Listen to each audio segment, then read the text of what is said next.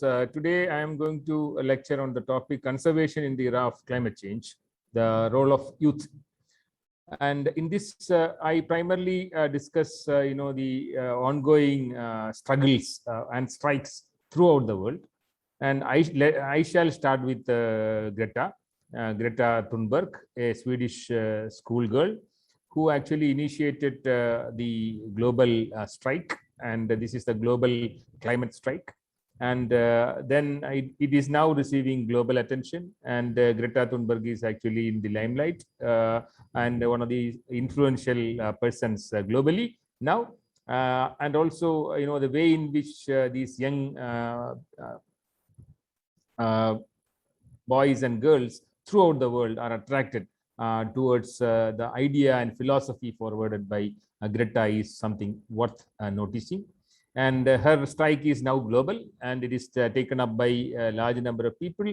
And the only demand is that the youngsters throughout the world, the youth throughout the world, they demand a better place to live. And also they are actually demanding for their rights, and their right for a better planet, their right for a better environment to live. And as senior citizens, many of us and many of the world leaders are responsible for all these kind of changes that the planet is now facing in the form of climate change. And that is the reason why the youngsters are much concerned, because they demand a better place to live, and they demand that they should be heard, and they demand the political leaders that it is the time to take action to save the planet from the ongoing impacts of the climate change. Okay, and that is the reason why the Friday for Future, the global strike initiated by Greta, is from Sweden, is now carried to different parts of the world, and then they are all getting this kind of a support, global support, primarily because the climate change has become a global issue to reckon with, and also an issue which we have to consider, particularly when we look at the future of the youngsters in the world, for the next generation of people. And that is the reason why, if you look at the BBC's list of the most influential women in the world, and you can see one of them is a climate a person involved with climate change and climate education. And this I am not naming any, but if you look at the person who are actually among the athletes and among the other famous people, and then you can see that the people who are all working for nature has now a prominent role to play in the society, because they are now heard by the public as well. So the people who are initiating climate strike, the people who are actually speaking for climate, they are getting global attention in the recent past. And that is the reason why they demand the better future. Okay, and if you look at the number of climate change related cases throughout the world, and now they are on the increase. Okay, and a large number of petitions are filed throughout the world, especially by the younger people, demanding a better place to live. And that is the reason why the political leaders are under a lot of pressure, mainly to have some kind of mitigation and adaptation programs specifically for each country. And if that kind of a momentum is there, that kind of a demand for a better planet is there, I am sure that the things are going to change in future. And that is the reason why I am a bit optimistic about the future of the planet, because youngsters are carrying this in their shoulders. Okay, and then when we discuss generally about the conservation, when we discuss generally about environmental protection, and now the easiest way, especially for the educators, because I'm talking to a group of teachers who will be training the next generation teachers. So the generalistic tendency is that when you are asked to name some environmental issues, the simple way is to start with plastic. Okay, what is a serious issue in the world? You say that it is plastic. Okay, but if you go with the science, and there are some serious issues, and if you look at this is a recent study by some of the the influential scientists in the world, and they say that if you look planet as a whole, the major issue facing the planet is actually the biodiversity loss. The biodiversity is lost at a very rampant pace, and that is one of the serious problem facing the planet now. And next is that the global nitrogen cycle is actually now tampered with a lot of influx or inflow of nitrogen into the environmental systems. Okay, and then you can see the third issue is climate crisis. Okay, climate crisis. So if you prioritize the issues which the planet face now, you have to start with the biodiversity loss, and then the way in which the chemical composition of the ecosystems are changed by the anthropogenic interventions, and third is a climate crisis. So you prioritize that. So biodiversity and climate are one of the most important things to discuss, especially in a global scenario when we think about environment, when we think about the future of the planet. And that is the reason why we have a topic now as the conservation and climate. Okay. And before we go into the details of all these things, let me show you some of the photographs from throughout the world. One of the major reasons for climate change, as you are all aware, the greenhouse gases which are emitted into the atmosphere. And these are all starting with the carbon dioxide, methane, nitrous oxide, and chlorofluorocarbons, and some amount of ozone also. And all these things ultimately reach the outer, the atmosphere, and form a blanket over the planet, and it heats up the planet. And that phenomenon is often referred to as global warming. And global warming, when the planet is warmed, and it will trigger a series of other events or side events which we call which include climate change. Okay, so global warming ultimately result in climate change, and when the climate changes, it trigger again a cascading changes which follow from in different parts of the world, some of them which we will discuss now. And then when you look at the environmental issues facing the planet in a global scale, we have to start with the climate change. Already I told you the climate is changing, and every change is now visible in each and every part of this country. And you start with Rajasthan, then they have the dust storms. Dust storms originate primarily because the earth loses the green cover over it, and then this is a common phenomena throughout the world. And this is one of the indication for desertification, and that is now under change. And you can see that not only in the polar region, in elsewhere also, the climate is changing, the glaciers are melting, and it results in a large number of casualties with regard to biodiversity. And another issue is the rampant mining in different parts of the world, and the huge amount of the waste or the solid waste which we create when we develop. Okay, and so the major part, my presentation is now divided into three parts. One, what are the threats to the biodiversity, and what are the implications of climate change on the biodiversity, then what are the conservation challenges, and why, as educators, as teachers, when we can pass the message on to the next generation. Okay. Now, when you look at the three major reports, now I draw your attention to three reports. It may not be available in the form of textbooks, but these are all downloadable documents in internet. And the most important report with regard to biodiversity is the Global Assessment Report on Biodiversity and Ecosystem Services, which was published in 2019.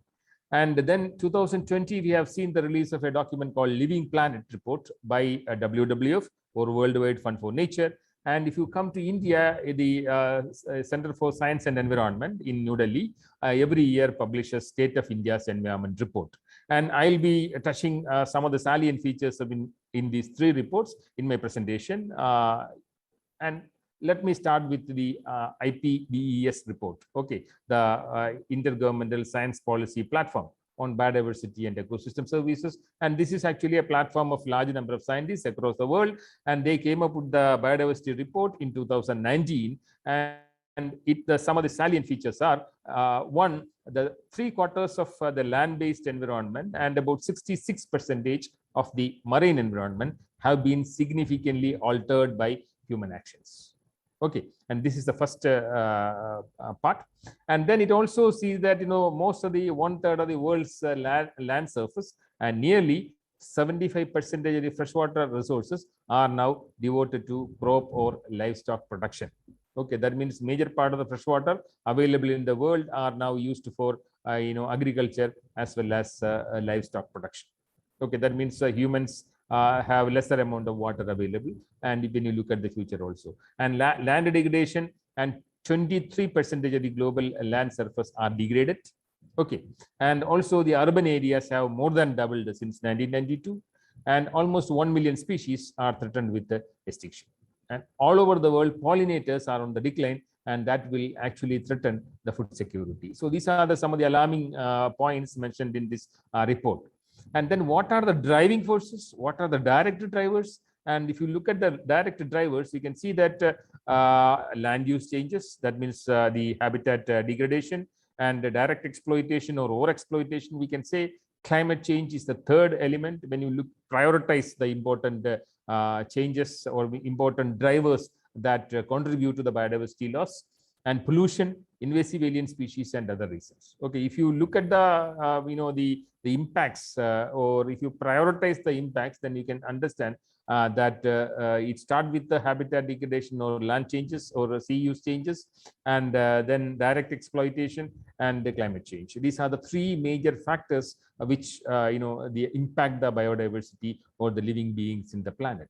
In addition to that, there are some indirect drivers. For example, demographic and socio-cultural changes, economic and technological changes, institutions and governance, and the conflicts and epidemics which we are now facing. So these are some of the indirect drivers for the biodiversity loss or the ecosystem changes.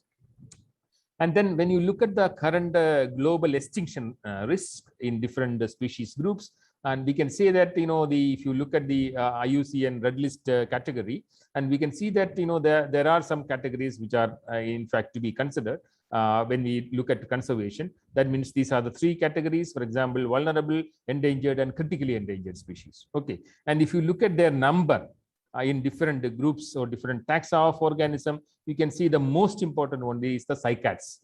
Okay, the cycas for the botanists, and you can see that these are one of the organisms which plant groups which started or evolved along with dinosaurs and much before that, and then it is still continuing to live in the planet. They are living fossils. And second group is the amphibians, including the frogs, and then the dicots, conifers, and the corals, and then other group of organisms. So the most important impacted groups are cycads, amphibians, some of the dicots, conifers, corals, sharks and rays, and crustaceans. And you can see that majority of them are directly consumed by humans, or they are all impacted by the anthropogenic activities. Okay, and then number of species on the brink of extinction. And then you can see that the major groups are mammals 1.4%, birds 3.2%, reptiles 0.6%, amphibia 1%, and total 1.7% of organisms. Okay, and more than 31,000 species are facing or threatened with the extinction. So this is the status globally, and there are if you look at India, the fauna, there are 889 species which are in the threatened category, and if you look at plants, there are 438 species. So this is the status for India. And then when you closely analyze the second report, the Living Planet Report 2020, and if you look at the interesting fact, and the wildlife population throughout the world, they are declining. Okay, that means by 2050, if you are not taking any specific action, and then the loss will be the dramatic and catastrophic in some cases. And that means this is actually the period in which the human beings, as knowledgeable citizens, should intervene. So this is a very critical. That means we are in the entire history of human civilization, we are going through a stage where the intervention, purposeful intervention by the human species, are required to restore or recover the biodiversity back. Okay, that is the essence of this report. And then very interestingly, there are a large number of drivers which are contributing, or which are increasing the pressure, and the drivers are consumption pattern. That means for example, every person in the developing country wanted to be a country like America, in terms of consumption, and then that is the end of the planet, because the consumption pattern, that means you are not supposed to consume everything which is available in nature, because that will be the end of nature, because we have large number of population in the planet. Then second is agricultural production. In order to enhance production, we are actually tampering the earth, and that is another issue. Then market, the market is putting a lot of pressure on that, because what you buy from the shops is ultimately decided by the market now. That is a period, especially when you look at artificial intelligence and online marketing, and actually what is available in the market only you can buy. Okay, so the market is another factor, finance is another factor, and the governance is another factor, which actually put a lot of pressure. And the pressure is there in the agricultural system, forestry, fishing, and energy and transportation, mining, infrastructure, etc. And if you look at the threats, already I discussed what are the major threats facing the biodiversity or the threats for conservation. You can see that habitat destruction, including degradation, and then overexploitation, climate change, pollution, invasive alien species. Okay, all these things basically put the species and ecosystem under a lot of pressure, especially the biodiversity in these systems.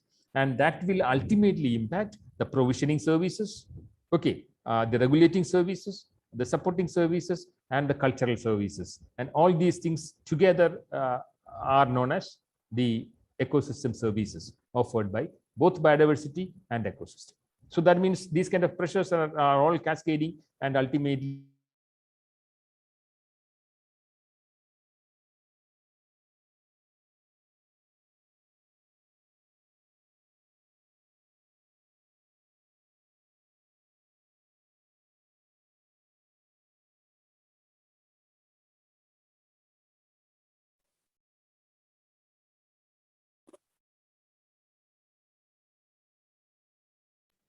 Sir.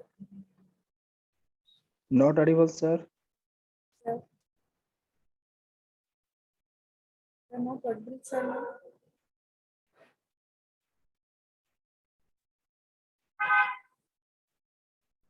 I think sir has some network problem.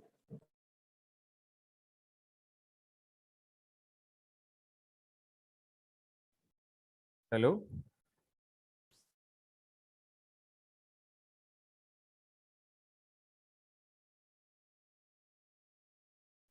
Yes.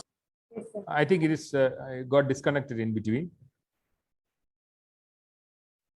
Let me share it once again. Okay, sir. Can you see? Yes, sir. sir. Okay. So I started discussing about the COVID and COVID scenario. And if you look at the COVID scenario, you should understand that the COVID or the coronavirus is only one among the most notorious viruses that can be transmitted to human beings, or we can say it is the zoonotic disease. And the researchers identified 335 diseases that emerged between 1960 and 2004, and at least 60% of which came from animals. And this the meat trade, which is happening across the world, in fact intensified the spread of diseases. Okay, and that is the reason why now the entire the people, the conservation people, speak about One Health approach. One Health approach means you cannot actually have a separate health conservation scenario for only the human beings. You should take into account the health of the human being, health of the animals, health of the plants, and health of the ecosystem. And that is called One Health approach. And a new discipline called planetary health is emerging that focuses on increasingly visible connections between the well-being of humans and other living things and entire ecosystems. Okay. And then if you look at the reasons why we have this kind of a scenario now currently, the COVID, and we can see that it is primarily because of the increase in the trade of animals. And that means we have actually year after year, we are closing the gap between the human beings and the wild animals. And that means there is large number of large areas undergoing deforestation or habitat degradation. and that is the reason why these animals are now close to human beings. And second, we are intensifying culture of these organisms, including the poultry, livestock farming, and everything is in human settlements, near the human settlements, and that also increases the jumping of viruses from the human population, from the animal populations to humans. Okay, and then we are changing that happened in China, because the feeding habit is entirely different, and this was not the case earlier, and that is the reason why if you look at this advertisement, which clearly says that once human beings actually selected only certain organism as the food material. Now they use everything, including the bats, including the scaly anteater, or whatever may be the reservoir host for these viruses. That means it is our interventions in nature, and it is our manipulation of our lifestyle as well as gastronomic requirements. All these contributed ultimately to the pandemics also. So that means it's also our own contribution. Coming back specifically to the issue of climate change, and the climate change report 2021 on the physical science basis is out a few months back.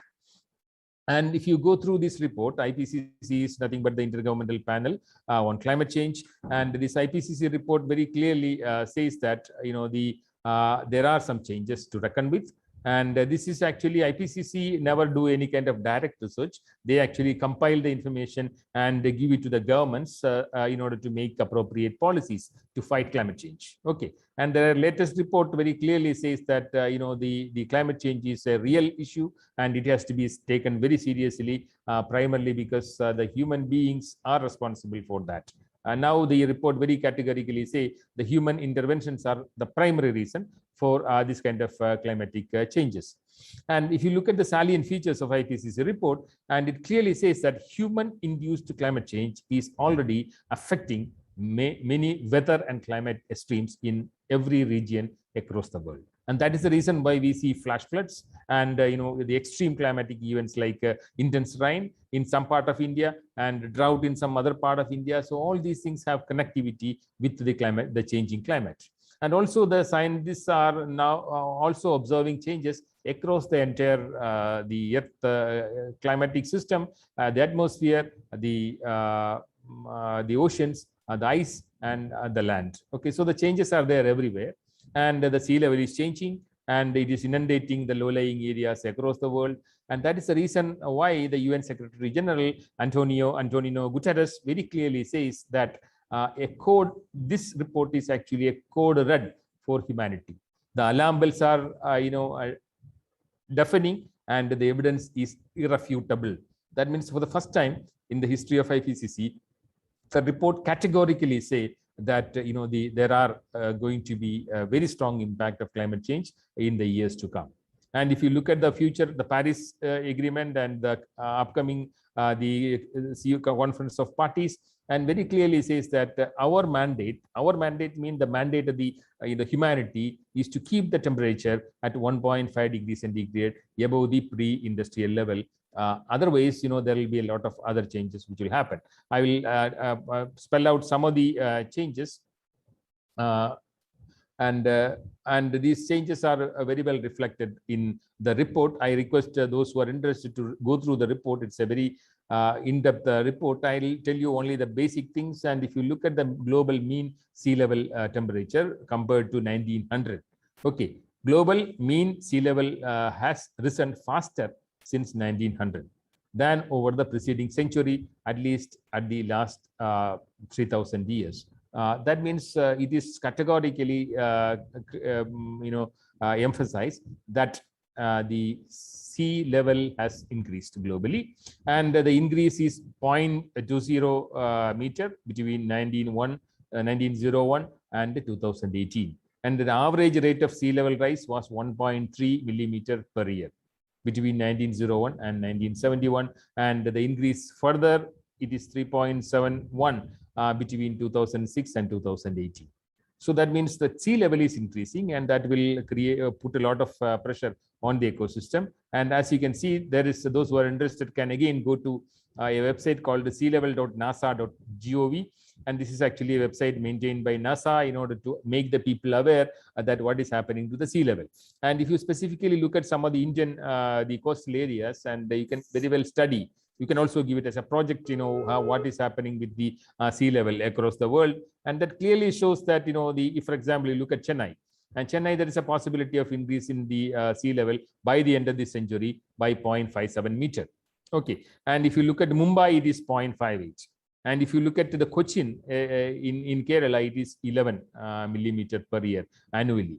Okay, so all these things indicate that, so Cochin has something more to worry, primarily because already Cochin and nearby Alleppey district are below the sea level, and any kind of sea level rise may further inundate many of flood many of the areas, especially when you look into the sea erosion happening in these states, in the coastal states of India.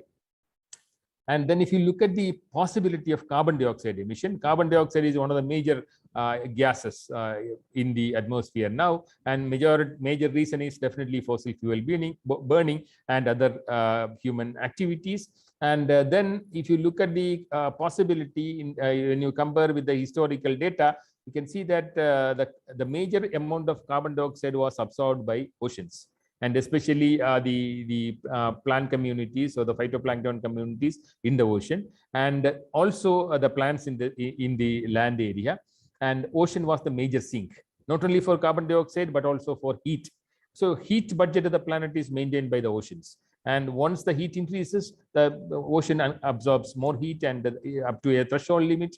And that also help in expanding the volume. So the increase in sea level is not merely because of the melting of the ice, but also because of the expansion of the volume, thermal expansion of the ocean. That also you should understand. That means if the current carbon dioxide emission scenario continues for long, and then it will saturate the atmosphere, and that means it will saturate the entire planet, and the cumulative anthropogenic carbon dioxide emissions will be disastrous, because that will trigger global warming considerably. That is another indication.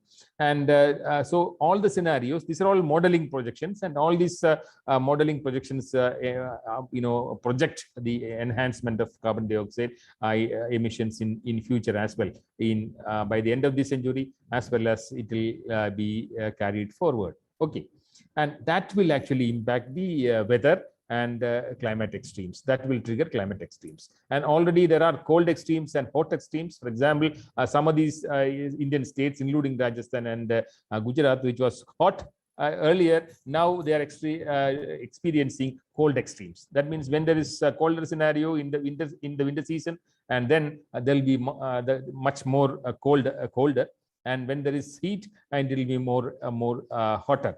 And hot extremes and cold extremes are projected, and marine heat waves are projected as a result of climate change. Already we have seen the beginning of all these changes, and there is possibility of extreme events. And these extreme events happen when there is more heating of the atmosphere, and that will help in thermal expansion from ocean warming, and then ocean heat waves will result. Already we have indication in India presence of ocean heat waves. Okay.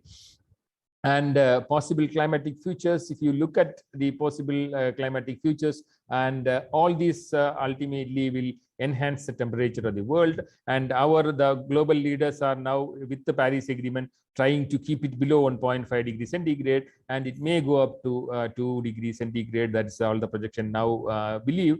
And yet the trial or the consistent effort of the humanity is to keep it below or within the range of 1.5 degrees centigrade. Okay. And India is most vulnerable to climate change. The reasons are very simple. Because India is a tropical country, and the projections towards the end of the century also clearly indicate that the carbon dioxide concentration is going to increase because of our own activity or global changes.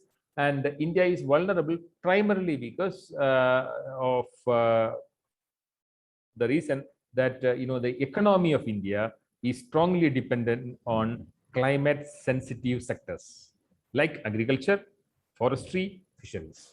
So these are the things which provide the income for the people, and definitely this will change. And if you look at the biodiversity per se, then you can see that we have the 4 biodiversity hotspots in India: the Western Ghats and Sri Lanka, the Himalayas, the Indo-Burma, and the Sundaland in Andaman and Nicobar Islands. So they are all rich in biodiversity and rich in endemic species. That is the reason why they are hotspots, and that will impact the biodiversity considerably. And India has a very unique position because India has only 2.4% of the global land area, but our biodiversity may be 7 to 8% of the global biodiversity. So that means even though the land area is less, we have huge biodiversity, primarily because India has a very peculiar, very unique geographical position, because our fauna came from Afrotropican elements, Indo-Malayan and Paleo-Arctic, and that is the reason why we have a huge biodiversity in India. And so far, the globe has seen, or the planet has seen, 5 major extinctions. And what is now going on at a rampant pace is referred to as the Holocene extinction or the 6th mass extinction. And we have studied that 5 extinctions in the globe in the history of Earth. And last one saw the extinction of dinosaurs from the planet Earth. And the ongoing extinction of species, which is much faster than the ancient past, is referred to as Holocene extinction or 6th mass extinction. This is also referred to as anthropogenic extinction. So our effort should be to reduce this anthropogenic extinction, which is believed to be 100 to 1,000 times faster than the geological extinctions. Okay, and as this graph shows, in the entire history of the planet, the species loss, biodiversity loss, is at its peak in the recent past, especially in the last 100 years' time, mainly because of anthropogenic activities. And we have seen some of the typical examples, which you have all teaching students. We start with the typical example of dodo. Gone in the way of dodo is the phrase. And then you can see that this species became extinct right from the day in which the human beings, settled or in Mauritius Island in Indian Ocean. Okay, that is a typical the case of extinction of one species from the planet. And there is an interesting story of passenger pigeon, which was once the most abundant bird in the planet. And in 50 years' time, nothing is left. Nothing is left. And then we actually, because of overpoaching only, overexploitation only, they became extinct. We have examples in India also. Cheetah, typical example. It was an animal which was abundant in many parts of India, mainly because of poaching by the hunters and the emperors in India. It became extinct. And the word cheetah came from Chitraka, a Sanskrit word, which means it has a spectacle mark near the eye. And the Asian cheetah population is also no more. Only a smaller population lives somewhere in Iran. That is all. All the rest of the Asian cheetah is totally gone. And now we have a population in Africa, as well as that is an African population, but we have Asian population only in some part of Iran, which is not at all a good place for this organism to survive for long. And now the Indian government is trying to, the clone cheetah and release them back to the environment. But the issue is that the habitat is lost, because these cheetah never live in dense forest, and they live only in, the open grasslands, as kind of savanna region. And that is no more available in larger quantities in India when you look at conservation of the species. And when we say about extinction, we can say that there are typical example of extinction globally, the species which is no more in the globe. Typical example is passenger pigeon, and there are extinction within the country. For example, cheetah, it is there, Asian cheetah in Iran, but it is not in India. So it is extinct from India. So this species is extinct globally, and then there are local extinctions. For example, if you look at saltwater crocodile, it is there in some part of Odisha and part of northeastern India, but not in Kerala. So it is locally extinct in Kerala. So all these classification systems you should understand. Okay, so we discussed the issue with the biodiversity loss, the reasons for biodiversity loss. And then I specifically come to the impact of the climate change on the biodiversity or conservation in general. And the projected estimates of temperature increase in India up to 4 degrees centigrade by 2050 clearly indicates that this is going to have its impact on the climate. Okay, climatic regimes, primarily because the monsoon, the pattern, with which the Indian economy, the agricultural economy flourished, and that is now changing. Already it's changing, and monsoon rainfall will change, and the pattern of rain will change. And the agriculture in India is actually in tune with the climate vagaries, because the Indian agriculture, the farmers, they have their own cycle of farming. It is all in tune with the monsoon, and if there is change in monsoon, that will impact the entire the agricultural production. Okay, so what are the projected impact on the Indian agriculture? If you should understand that increase in the fertilizer requirement is one issue, and that will change the the environmental quality as well. And then increase in the sea level and river water temperature is likely to impact fish breeding, migration, and harvest. All are economic sectors. And increase the water, shelter, and energy requirement for livestock. They have implications on the milk production. That means in every sector of agriculture there will be impact. Okay, and the challenge is actually for India is to enhance fish production, because India is one of the highly populous countries in the world. So our primary challenge is now to enhance fish production. And you might have read about the hunger index, which is published internationally. India is one of the lowest countries, okay, as far as hunger index is concerned. So we have to better our position, and at the same time, there is an issue of climate change. So we have two challenges. One is to increase the fish food production, and second, we have to face the climate change. Then that is actually a challenge, and also we have to contribute to the the carbon system. We have to adjust with the carbon emission systems as well. And if you look at fisheries, the implications are much more. If it has the implications on the species distribution, socioeconomics, as well as the cultural scenario in the coastal environment. And for example, the most important marine fish in India in terms of quantity is the oil sardine, the sardine longiceps. And then now the population in the last few years have declined considerably. And the reason is that there is not toward a migration of this species, primarily because of the increase in sea surface temperature. And in addition, there are issues with the oxygen minimum zones at many parts of Indian Ocean, and of course the pressure on the juvenile fishing as well. So the impact will be much more. And there will be impact on the critical ecosystems in ocean, like the seaweeds and seagrasses, and critical species like turtles, where the development of the animal is in tune with the temperature in the atmosphere. For example, if you look at the most numerous animal turtles in India, that is olive ridley.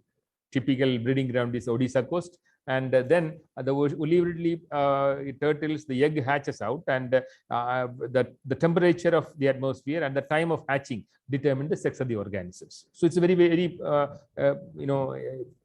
intriguing question, and not answered by scientists, how the temperature determines the sex of the organism. So for this animal, if the temperature increases, there is every chance that there will be more female population, and then that will skew the entire population ratio of these organisms. So there are large number of issues. I'm not discussing everything because that's an entirely different topic. And you know that the globally 40% of the marine fish production comes from the coral reef areas, which will be less than 3% of the sea. Okay, and the reason why coral reefs are beautiful is primarily because they have a symbiotic association with an algae, and that algae is called zooxanthellae. Now some species are also called Symbodinium. And once the temperature increases, the algae leave the coral. Okay, and as a result, the corals appear white in color, and this phenomenon is often referred to as coral bleaching. And coral bleaching is severely impact the ocean productivity, because coral reefs are referred to as the rainforest of the ocean. Okay, so this is a rampant phenomenon now because of global warming. The bleaching phenomena increases globally, including in Lakshadweep and Andaman and Nicobar Islands, which are coral areas in India. And that is the reason why globally there is impact of biodiversity in multiple fronts, and climate change is one of the major contributor, in addition to the habitat degradation and the pollution. And then we can say that that is the reason why globally there is a realization of conserving biodiversity, and that is why 2010 was celebrated as the International Year of Biodiversity. And the United Nations has actually set in a goal to reduce biodiversity loss, and that was not achieved. Okay, that was not achieved. 2020, then they came forward with another target called H target, which has to be achieved by 2020. And then because of pandemic and other scenarios, economic scenarios, that was also not met. And 2011 and to 2020 was United Nations decade on biodiversity, in order to set in the goals to reduce biodiversity and to conserve biodiversity globally. And now I told you we are at a tipping point. We need to do something for conserving the existing biodiversity, and also to change the see that the impact will be reduced for future. And we all live with a hope that the better days are to come. Ache din aane wale hain is a motto by the governments, but we have to really see whether the better days are coming in terms of sustainability and sustainable development. And the reason is very simple, because this is the rate in which the Indian populations grow. By in the next 25 years, we will be the #1 in terms of global population, and every second a new Indian is born. And that means compared to any other country in the world, it's our responsibility to see that the resources are kept intact, because we have a larger number of mouths to feed compared to other countries in the world. So it's a challenging scenario for India, and the population pressure will be there on the every ecosystem service and every natural resource available in the country. So there are a large number of thinking, philosophical thinking globally to conserve nature as such. Okay. And those who are teaching environmental education should actually mention this lady who initiated this kind of an environmental thinking, green philosophy in the minds of people globally. And that is Rachel Carson. And Rachel Carson was basically a marine biologist, and then she wrote a very classical book, and that is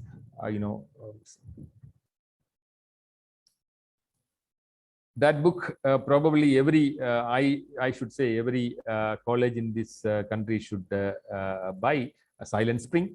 And Silent Spring tells you a story about DDT and what and the implications of DDT on the species as well as human beings. And when she published it in 1960s, and there was a lot of oppositions. Okay, and even the American government was against that, and they said that it was a story. It was actually a created story. It was a fantasy, and many scientists were against it. And the government appointed a committee to study what was actually wrong with the DDT.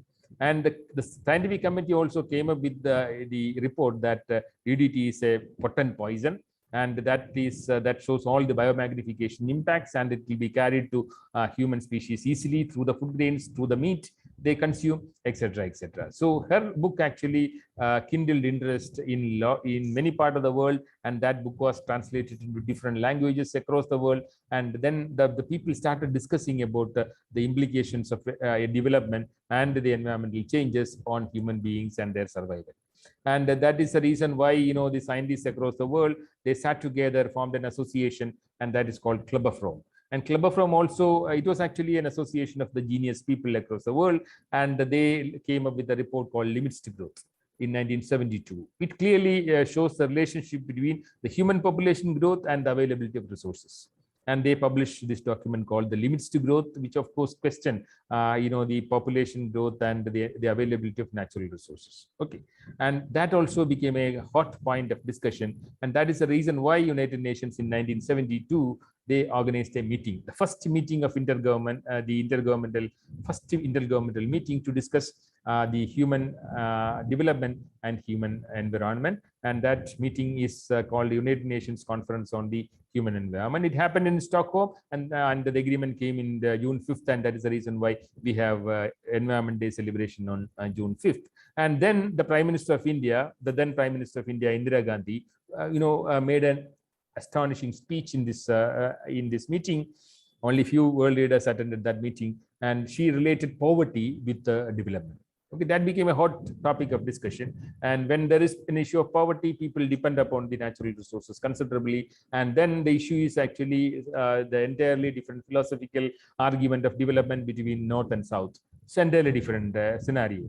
And then came a lot of reports how the resource availability will impact, resource depletion will impact the human population, and it was connected with food security. And then a lot of other hypotheses were also forwarded.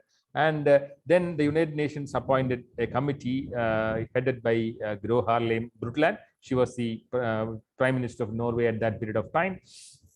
And she came out with a report that's called Our Common Future.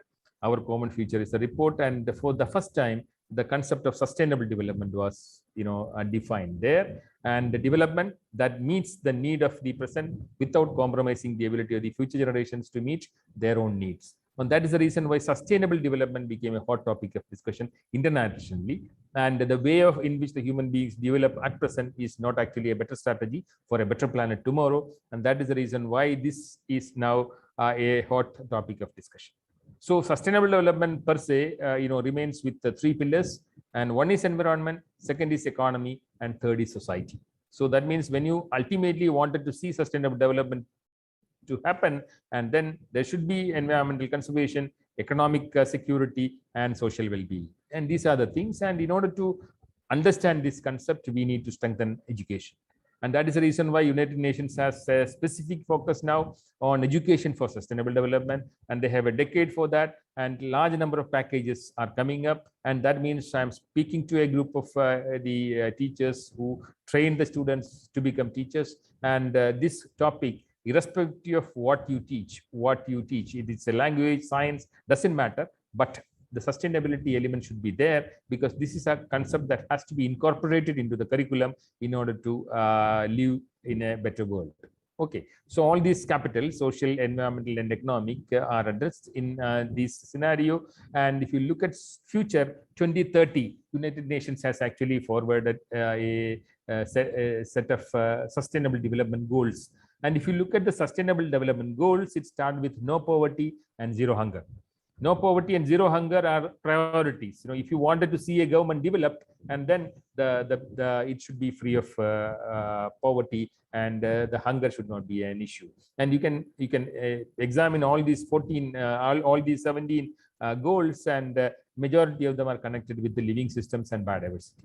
Okay, that means if you it was not an earlier concept was not like this is only for development, but now we can see that if the environment is not protected, and then you cannot actually attain development, because it is connected with the biodiversity, the ecosystem. Everything is connected with food security, nutritional security, health of the environment, health of the well-being of the people ultimately. And so that is the reason why, if you look at environment, society, and economy, all these developmental goals are directly or indirectly linked together. So that means if you wanted to see development, and then environmental protection, biodiversity conservation has a specific role.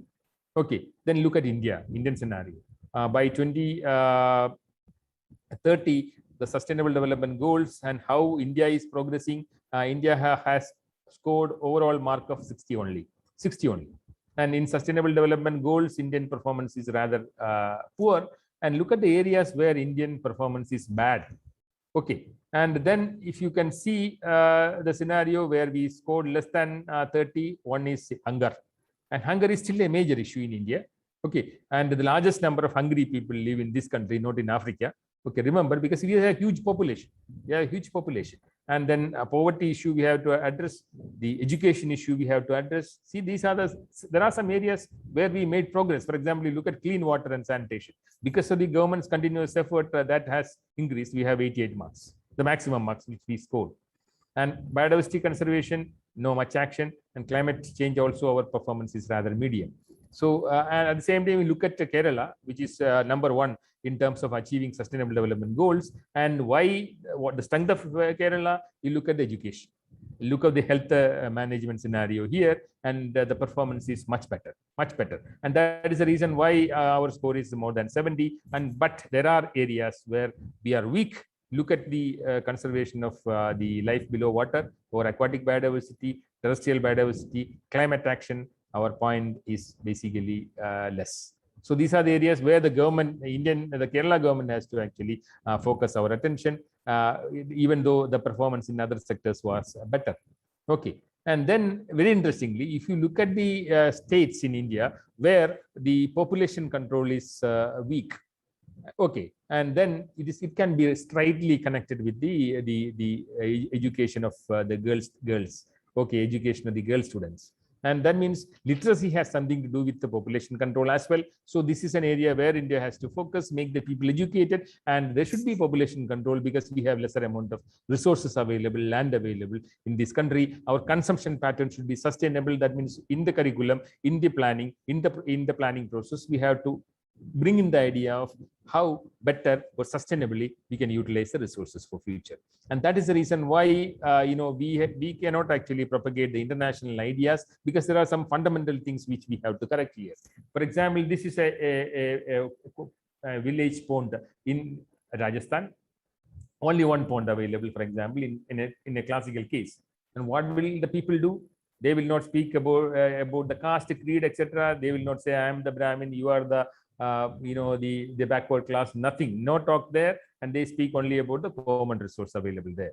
So the community will try to partition the resource, or equally distribute the resource among themselves, because this is an issue of survival. And ultimately, if the resource is available in lesser quantity, then people think about or speak about how better we can share the resources equitably. And that is why the foolish argument of in the name of religion and caste going on in India is ultimately bullshit.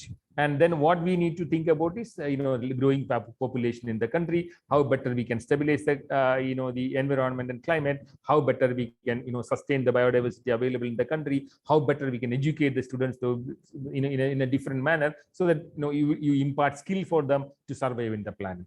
This should be the priority of the government, rather than speaking religion, politics, and all the and blah blah blah. Okay. And then the COVID actually has shown us a way out, because even a small virus which comes from the unknown animal, the unknown within quotations, can actually stop the world from movement, and it will destabilize the economy of the nations. So this is one way in which we can realize the actual scenario of the world and understand that the environmental conservation is one of the major things which we have to address. Okay, I'm not discussing every strategy. We also have to change our economy, so that this is called circular economy. Circular economy produces lesser amount of waste, so every byproduct is actually used sustainably, so that ultimately zero waste is there in this concept. So we have a long way to go. Coming back to the final part of my talk, what is the role of youth? Very simple, because it is our responsibility, the responsibility of the senior citizens, to give the earth back to the future generation as better they can. Because they also have the right to enjoy the same kind of provisions which you enjoyed, in the form of free air, good water, and good environment. And that is the reason why the youth play a very, very important role.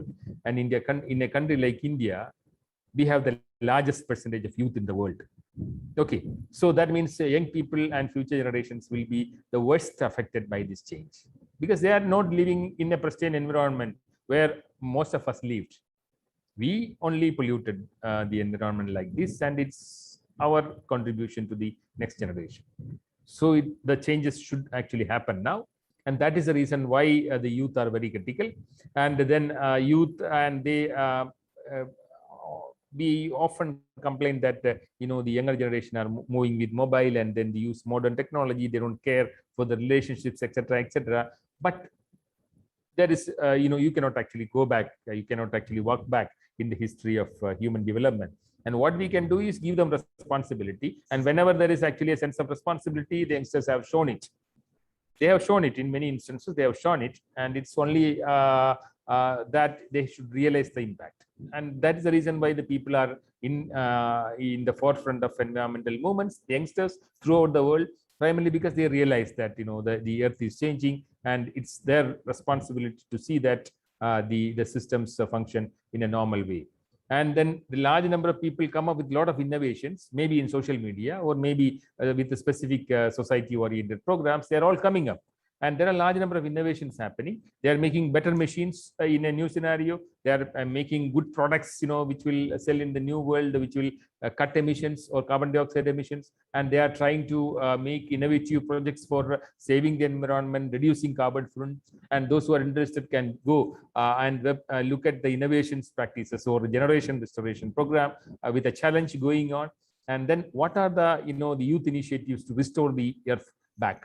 Large number of activities are going on across the world. I am not reading it out. If you go, there are a large number of initiatives, global initiatives, where the youngsters come up with the novel solutions. For example, there are solutions to make process the food materials with the solar energy, and they are coming up with the technology to reduce carbon footprint. And there are technologies to save the Amazon forest and salt water, how to make fresh water from the salt water, less cost, less energy input devices. So then tree economy, global garden initiatives. So the youngsters are coming up with new ideas.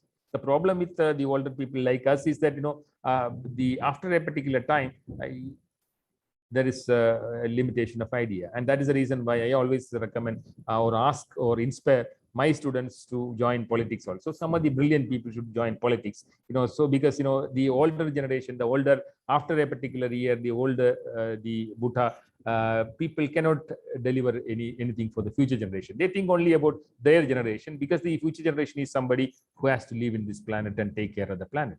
And there are a large number of youth activists around the world. You can see them, you can list them, and you can study what basically they do. And these should actually inspire people. They're all brilliant students, maybe in colleges, in schools, and they take up the activity of environmental conservation, climate mitigation as one of the major agendas in their movement. And they are there in USA, they are there in, they are black, they are white, they are brown people across the world, irrespective of caste and creed and color. And they come up with a common idea to discuss about the climate change and how to mitigate climate scenario. And in Germany, and also there are a large number of movements and associations which actually take up this challenge. For example, you look at Action for Climate Empowerment. And this is actually a term adopted by United Nations Framework on Convention on Climate Change to denote work under Article 6 of the Convention and Article 12 of the Paris Agreement. And overarching goal is to empower all members of the society to engage climate action through education, training, public awareness, public participation, public access to information, and international cooperation. And all these things make the climate empowerment. Youngsters play a very, very important role. And throughout the world, the youngsters joined this group, and then they are doing a lot of activities to empower the people or educate the people. And that's the reason why climate education is very, very important in this context. Okay, and the climate emergency is our generation's greatest challenge. Okay, so that is one of the motto of ACE, or the Action for the Climate Emergency Program. And then they demand for sustainable lifestyles, sustainable patterns of consumption and production.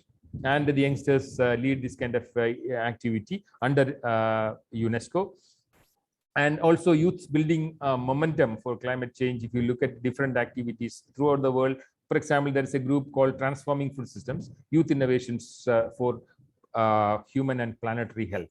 And they are doing the services to better the planetary health, and also youth engagement in UN climate change program. There are a large number of youngsters from India work with this program in different parts, large number of youngsters. Many of them I know personally because we talk on this issue, and they do a lot of initiatives in this scenario. And for example, this Yango program of they are now very active in the Glasgow, where the Conference of Parties is now going to happen. UN Climate Change Conference is now 2021 is scheduled at Glasgow, and where they are very active. The youth constituency in this group, they called Yango, and they primarily work. There are two leaders globally, Mary Graf and Ahita Lakhani from India, and they work continuously with a very strong focal point in order to conserve this nature and specifically to talk about climate justice. And Young and Future Generations Day is there in the Conference of Parties meeting, where they meet and discuss the ideas and transmit the ideas to the senior citizens who are actually working on this climate agreement. Okay, and also there is global youth video competition where the global youth participate and promote their ideas through the videos. And they have also developed an mobile app called the lifestyle calculator, which ultimately help every person to calculate your own footprint. Okay, how much footprint you create based on a series of questionnaire, and how much is your footprint when you live in the world. And that is the lifestyle calculator. And the UNESCO Climate Action Network is there. Okay, and this is called UCAN. UCAN is again another movement called the Youth UNESCO Climate Action Network. Large number of people, including from India, is there in this network, and primarily they network with the similar-minded people across the world, and then primarily work with education. As you know, the primary motto of UNESCO is education and networking, and these groups called UCAN, they basically work with this motto. And then there is also a group called the Global Youth Biodiversity Network, very active with a lot of participants from India, and they organize conferences, they network, they share ideas, and then bring out, make lobbying, very active in the social media to share the ideas and work for a better planet. And then they organize meetings as well. And IUCN, International Union for Conservation of Nature and Natural Resources, they organize Youth Summit. The Youth Summit this year is just over, and very, very proactive group. And this year the topic was relationship between people and nature, climate change, marine and freshwater conservation, technology and innovation, rights, governance, and social justice. So you go through this subject, it will give you a clear idea. It is not focused, it is actually a multidisciplinary subject. And climate change, as you should understand, is a multidisciplinary subject. You should not argue that I am a specialist in life sciences and it is my subject. No, it is applicable to everybody. It's a multidisciplinary subject. It's actually a subject connected with everybody. And every year they select eco heroes globally.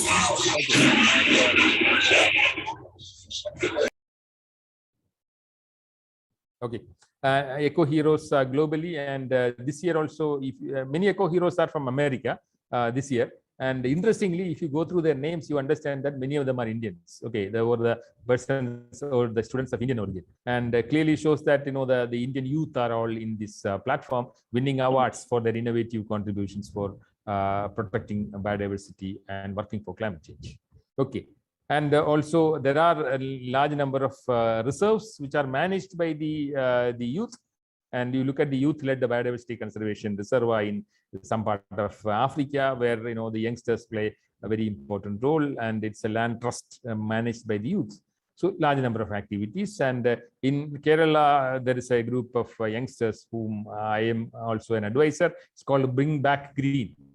Youngsters very proactive in they create documentaries, they organize conferences, very well work with the bureaucracy as well in order to make changes. Climate action group. Okay, like that, large number of groups are there. So when you look at final part of my presentation, next 5 minutes is just tell you that what are the things we can do. So COVID has taught us a lesson that this kind of a development, this kind of an activity, we should stop, and then we have to have a rethinking about the philosophy of life and philosophy of living.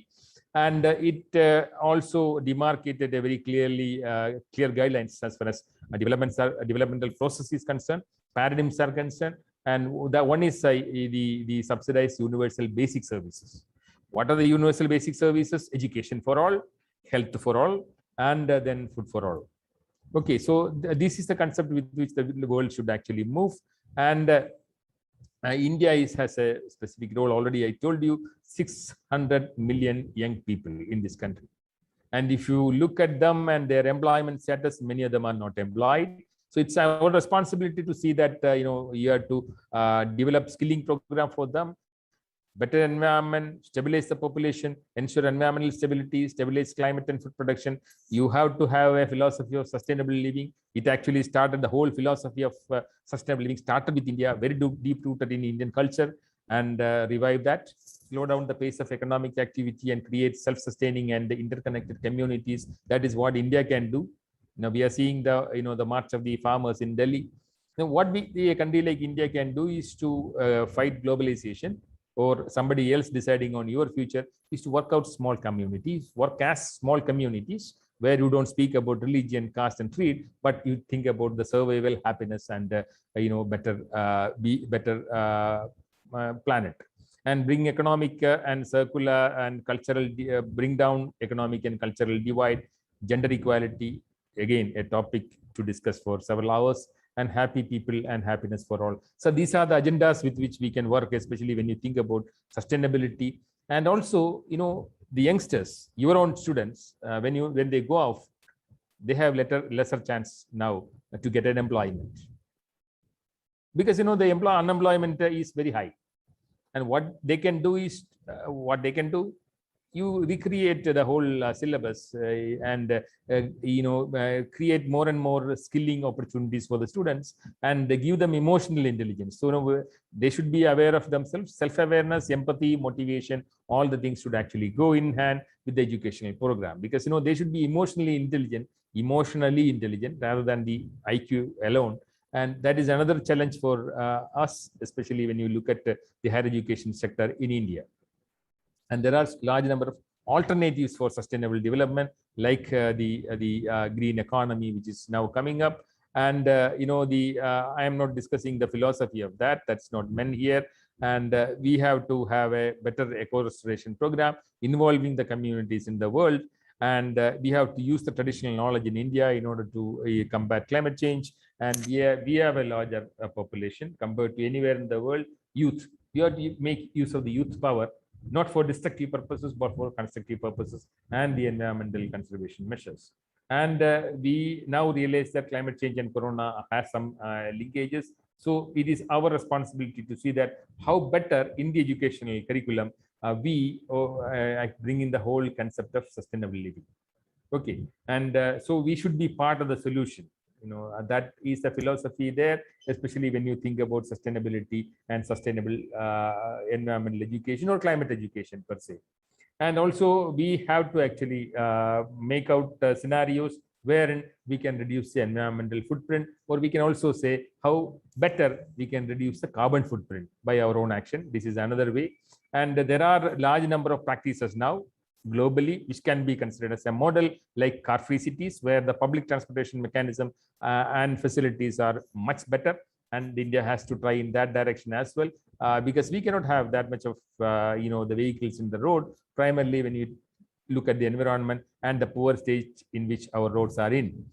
And large number of colleges are now bicycle friendly. If you go to the Indian Institute of Science, one of the best premier institutions in India, we can see that they allow only electric vehicles, and no private vehicle is allowed to move around. You can take an electric vehicle and go, or you can use a bicycle, because there are bicycle parks there, and it is there in many of the universities where I visited. This is becoming a common practice these days.